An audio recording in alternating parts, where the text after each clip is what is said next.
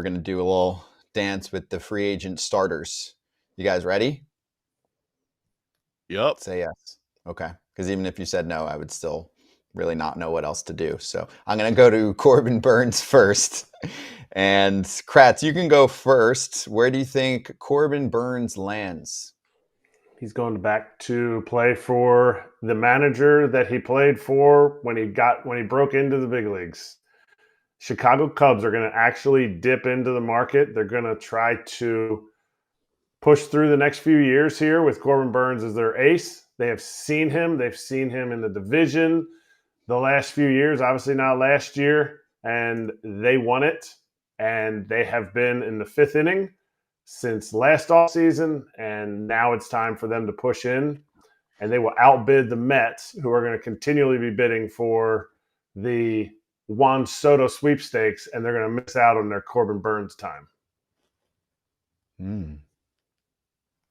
Well, I think that the Mets are going to win the bid war, and they're going to get him over the Cubs because I think that.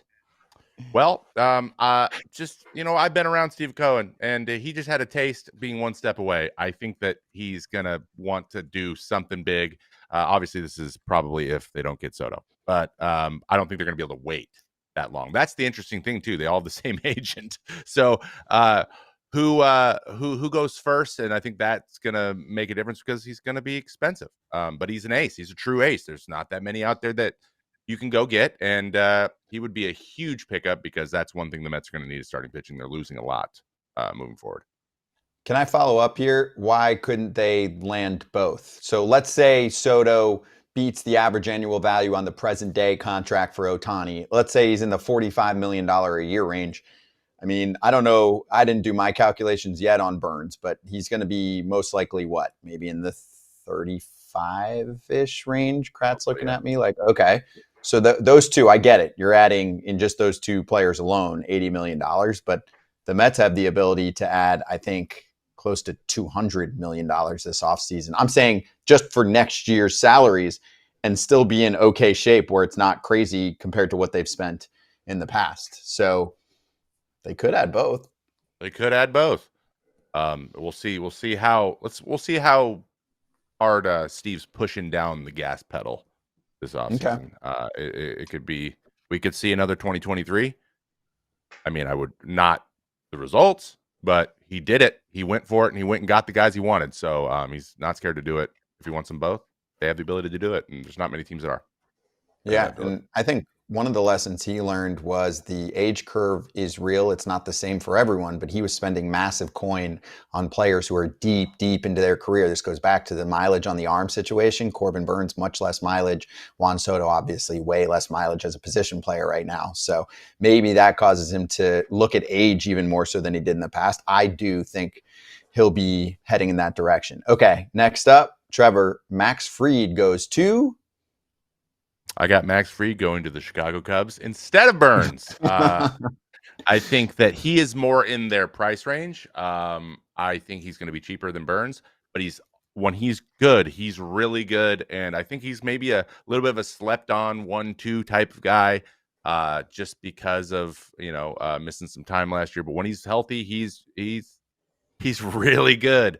I know he's a California guy, so I was, kind of bouncing between the Cubs and the Pods, but I don't know if the Pods are going to do.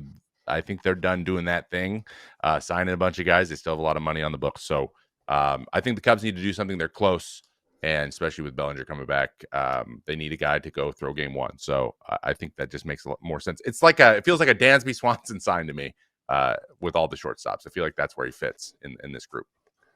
I bounce between, like you said, California. I bounce between the Giants, because the Giants are just going to push all in for their pitching and defense. And the Giants, I think, have just unmatched amount of money besides Steve Cohen. I think they're willing to spend it too. Buster Posey's going to get gamers. This guy's a gamer. But like you said about his value, I think his price range drops down a tier after Burnes. So I think he's going to Boston. I think Boston is in desperate need of a starting pitcher like this, a guy who comes out every single day and gives you 32 starts. He is a bulldog. I think Boston fans will absolutely endear themselves to him because of the way he goes out there. He's athletic. And I also think a lefty in Fenway is the right move. They had Sale, they screwed that up, but I think a lefty in Fenway plays because right-handed hitters become a little bit more pull happy, and you can exploit that. And he's going to face a lot of righties when they come in to face him. And I just think establishing yourself with a left-handed pitcher in Fenway at Max Fried's price and his ability, I love this. I love this for Boston. All right, right to Blake Snell, Trevor. Blake Snell will be on which team? The Boston Red Sox. I think he's their lefty option. I think that they, if they can figure something out that might be a little flexible, not quite what they had in San Francisco, but I think when he came back and showed, he's like, guys, when I'm good, like, there's no one better than me when I'm dialed in. Boston's in desperate need of that number one guy.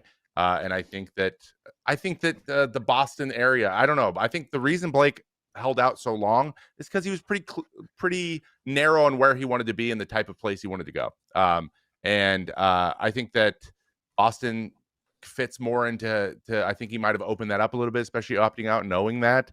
Boston needs a starting pitcher. I think they're going to pony up. And I think I like the lefty thing. That I was going to make that point as well. That's a great point.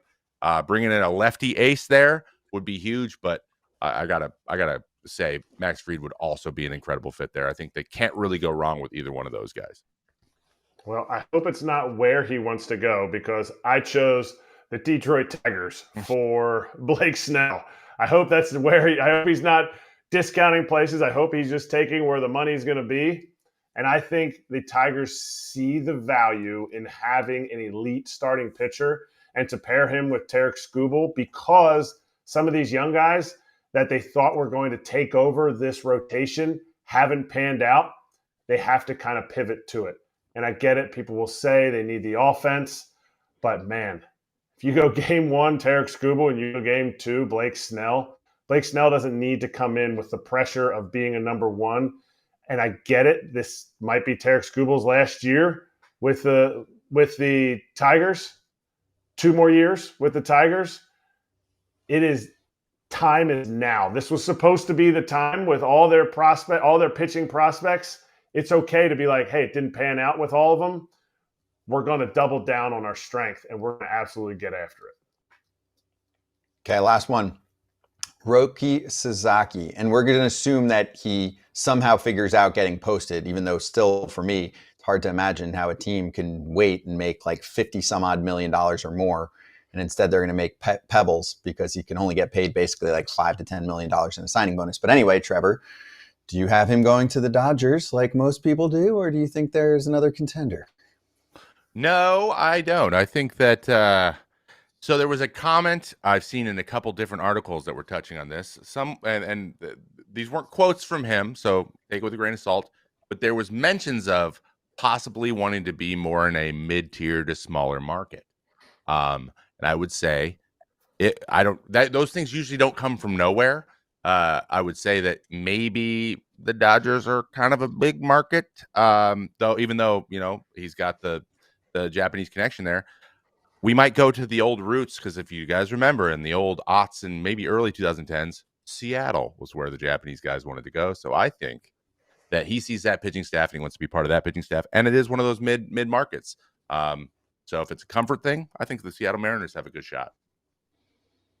All right. Well, I'm saying he's going to go to a big market and be a small fish in a big pond. He's going to LA, He slots in easily behind Shohei. Yamamoto feels comfortable, easy peasy, book it. All right, Trevor, your take on Gerrit Cole's weird week? Were you able to digest some of that? Yeah, a little bit. It's still a little confusing. I think a lot of people are confused about it when it comes out that you're opting out and you're like, never mind. It's hard to know like what was said. There's only a few options of what could have been said in that text/call. Oh yeah, you're opting out. Well, see ya. And then whoa. I thought we were all going to be on the same page here. I just wanted to. I feel like I've earned that that escalation in my contract, and they're just like, we need to get Juan Soto. So I don't know what to tell you. And that's kind of what it came to, and it wouldn't surprise me one bit because Gerrit's been there for a while. It's very, very public that he's been a huge Yankees fan for his whole life. It's where he wants to be. There is leverage for the team there, and if they just said, "Hey, man, we want to get Juan Soto back. We need to re-sign him," and he was like, "All right, I take it back, Scott. We're not doing it." Unfortunately, when it comes to bargaining power, not just for Gerrit, for all of the other agents or all the other players that Scott represents, not a great look to just completely walk it back the moment you get pressure on it, because that's what it's supposed to. That's what the opt-out's for. You're supposed to make the decision and say, "I'm putting pressure on this team," and in order, if you're not willing to do that, then don't opt out. So it was a little interesting to me. The narrative is a little bit like what happened here. It doesn't seem like a very strong place to talk from. So yeah, I mean, I don't blame him for like being like, all right, I don't want to cause any. I'm cool. Like, 36 million's enough, but like, maybe don't opt out first and just be okay with that.